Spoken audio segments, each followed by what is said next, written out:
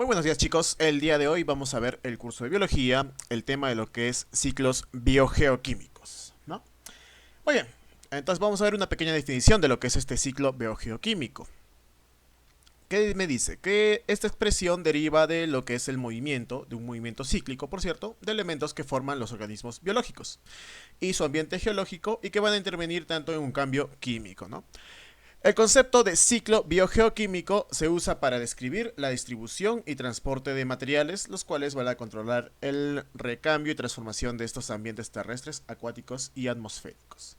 Muy bien, entonces viendo esto vamos a ver nuestro ciclo del agua. Bueno, el agua que existe en la Tierra nos vamos a ver en tres estados. Un estado sólido que va a estar presente como tanto nieve o hielo, un estado líquido y el estado gas que va a ser como un vapor de agua, ¿no? Este va a estar presente, por ejemplo, vamos a estar presente en los ríos, en las nubes, en las lluvias y va a tener un constante cambio. Entonces vamos a ver más o menos qué es lo que sucede. Ya nosotros sabemos muy bien cómo es el ciclo del agua. Entonces vamos a agrandar un poquito mi imagen de aquí y vamos a ver. ¿Qué sucede? Primero tenemos nuestras grandes agrupaciones de agua, ¿no? Una gran concentraciones. Puede ser tanto en los océanos, en los mares, en los lagos, las mismas personas, en la misma ciudad tienes también lo que es humedad, por ejemplo.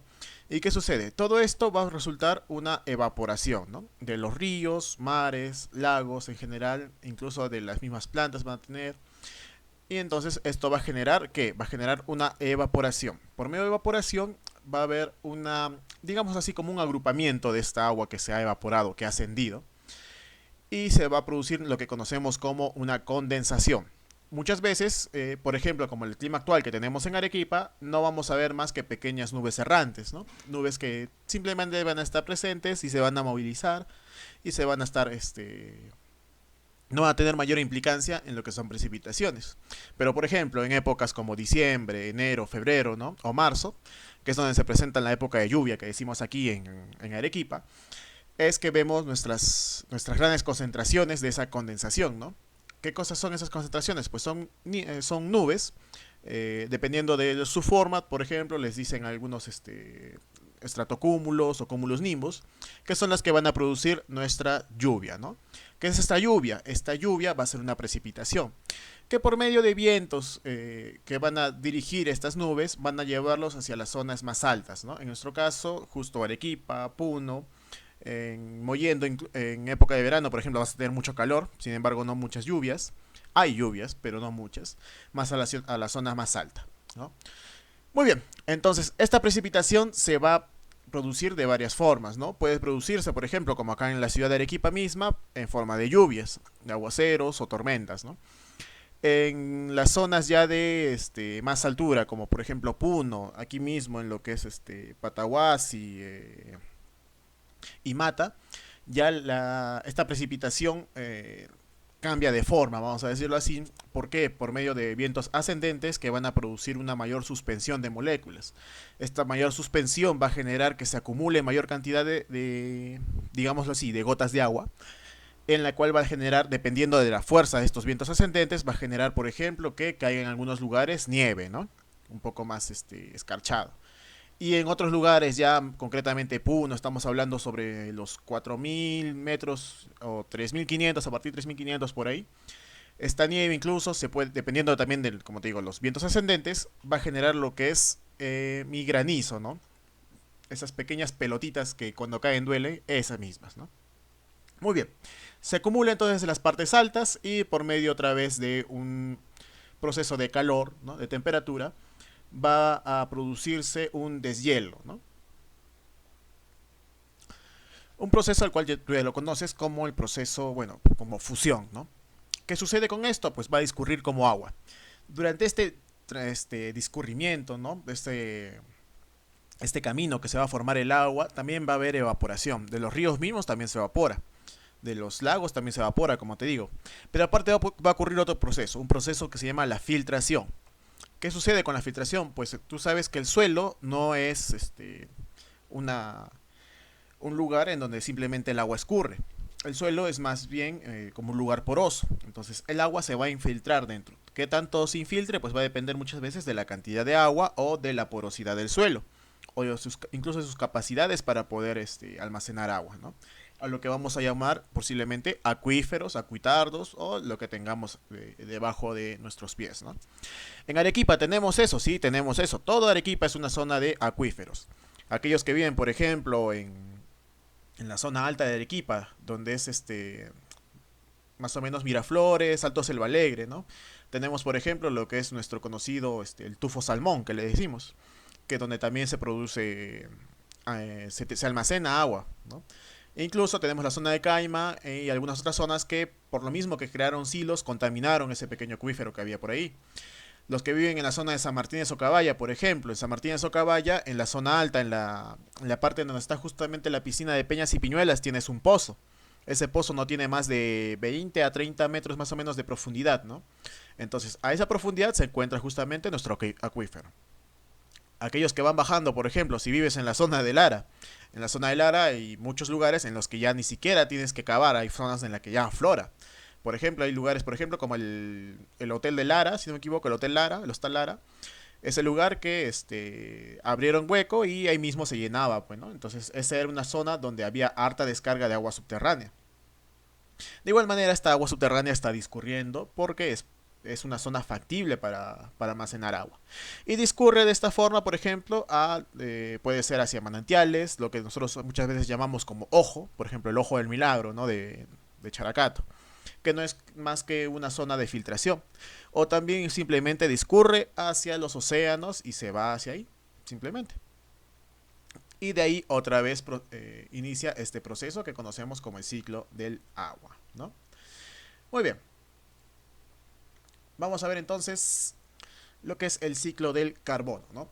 El carbono nos dice entonces que es un componente que es esencial para los seres vivos. Se va a encontrar en la atmósfera y en el agua incluso como anhídrido carbónico. Y los vegetales, tanto los vegetales verdes, bueno, van a absorber este CO2 y junto con la luz solar van a fabricar muchos alimentos y sustancias de reserva, ¿no? Como son posiblemente su almidón y el azúcar. Este proceso nosotros ya lo conocemos como lo que es la fotosíntesis.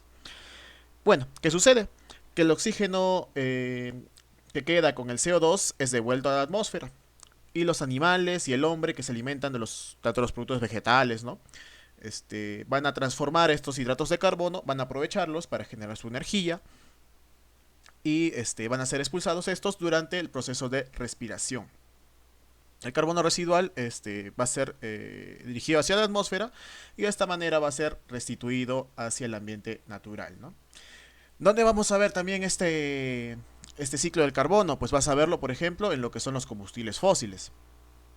En algunos casos, por ejemplo, el carbono presente en las moléculas biológicas no regresa de inmediato, así como hemos visto hace un rato, ¿no? Se va a quedar en un ambiente abiótico. ¿Qué sucede? Muchos, lo que es madera, árboles, incluso, bueno, algunas veces lo parodiamos con los dinosaurios, ¿no? En ambientes que son abióticos, generan lo que son los combustibles fósiles que hoy en día conocemos. ¿Por medio de qué? Por medio de condiciones de temperatura, de presión y de un determinado tiempo, se va a generar esto lo que conocemos como hulla, ¿no? Este intento de descomposición, porque en sí, para generar petróleo es un ambiente muy complicado. No es que simplemente necesitas un residuos y lo metes en un pantano y ahí va a salir de aquí a unos miles de años petróleo. No. Sucede que tiene que tener condiciones apropiadas, tiene que estar a una profundidad apropiada del suelo, ¿no? A la cual la temperatura es regular, tiene que suceder una determinada descomposición, la temperatura también no tiene que pasar de unos ciertos grados, porque si no las bacterias van a morir incluso. Entonces es un proceso que es más que nada bien complejo, ¿no? No es tan fácil, no simplemente sucede petróleo, ¿no? Pero ¿qué sucede? Al descomponerse nos dice que va a producirse lo que es la hulla, el petróleo y el gas natural, que es lo que nosotros normalmente llamamos como combustibles fósiles, ¿no? Hoy en día, por la coyuntura que estamos pasando, hemos visto que ha bajado su precio, ¿no? Está mucho más barato, entonces almacenen su gas, señores, ¿no? Bueno, entonces esto nos dice que se puede transformar a partir de restos orgánicos antiguos porque tienen grandes cantidades de compuestos carbonados como resultado de la fotosíntesis ocurrida hace millones de años. Muy bien, ahora vamos a ver lo que es el efecto invernadero, ¿no? Efecto invernadero que, por cierto, muchas veces ha sido símbolo de debate. Incluso nuestro, bueno, no es nuestro, ¿no? El presidente de Estados Unidos que hablaba que eso del cambio climático no existía, que era muchas veces un invento, ¿no? De algunas corporaciones o bueno, de cualquier tipo de enemigo que él tenga, ¿no? Bueno, en verdad, ¿qué sucede? El efecto invernadero es algo que siempre ha estado en el planeta, es algo que siempre ha sucedido. Lo único que se nos ha salido de las manos, como quien dice, ¿no?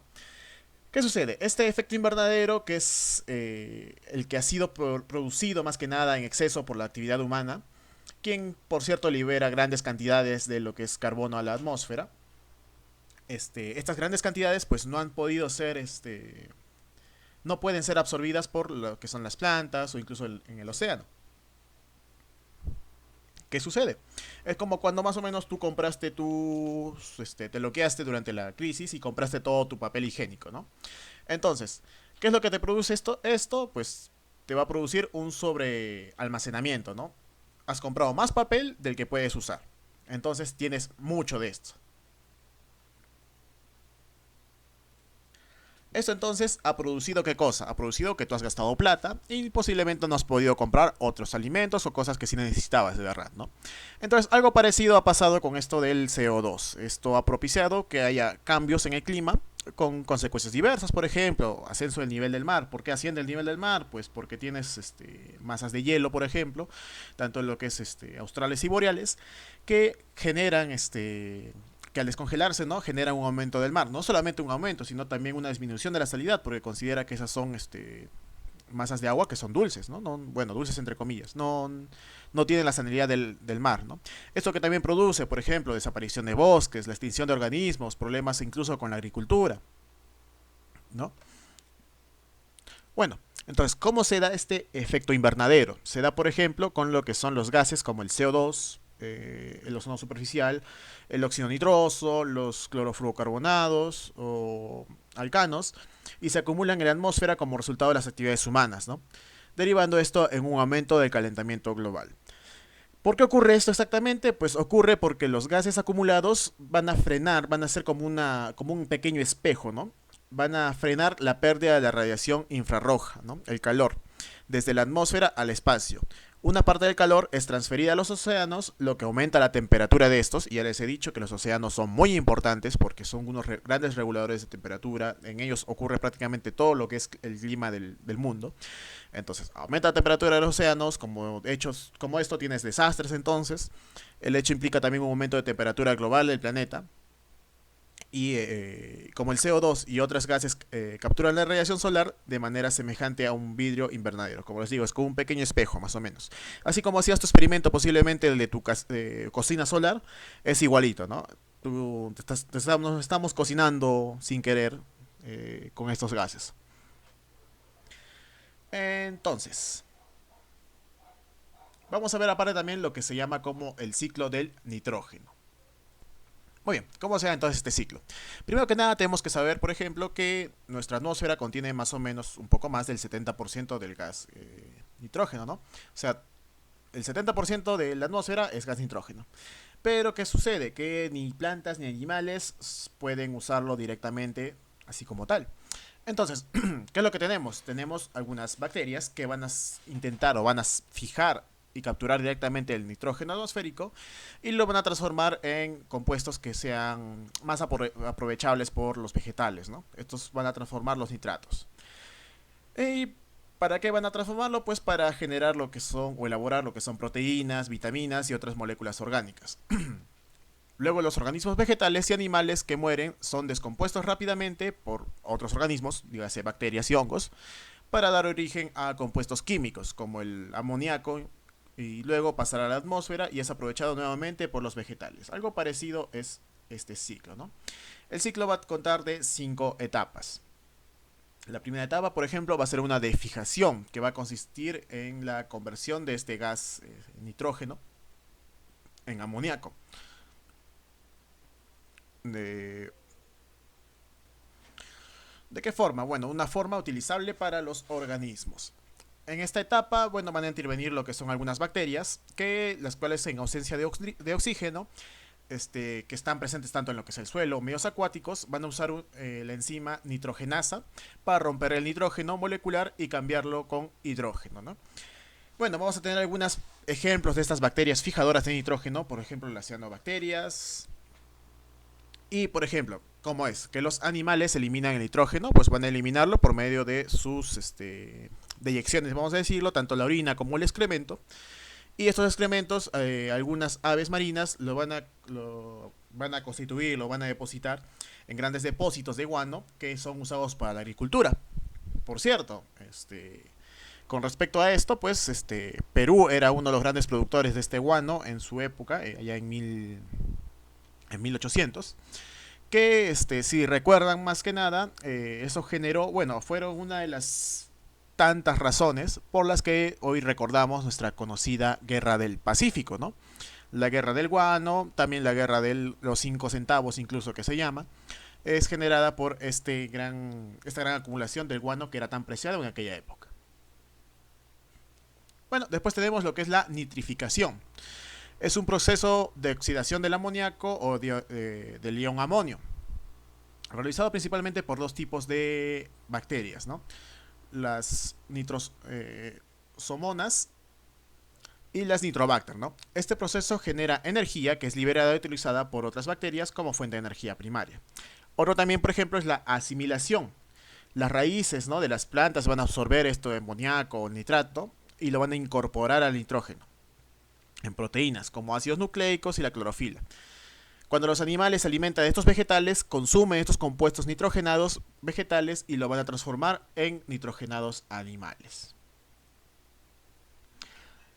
Bueno, después vamos a tener también la amonificación, que va a consistir en lo que es una conversión de compuestos nitrogenados orgánicos en amoníaco simplemente.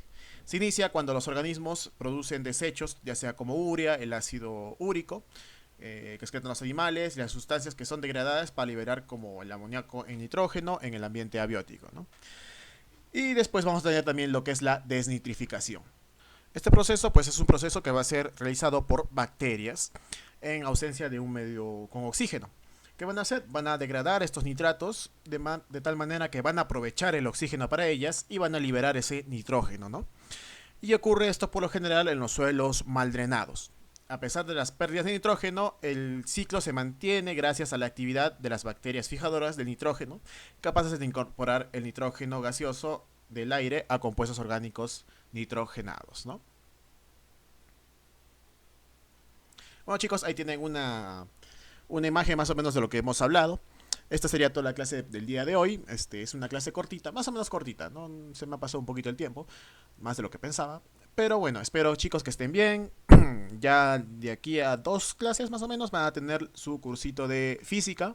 Vamos a hacer un tema muy simple, muy fácil, un tema que va a ser también nuevo posiblemente para ustedes. Entonces, chicos, mucha suerte y chao chao.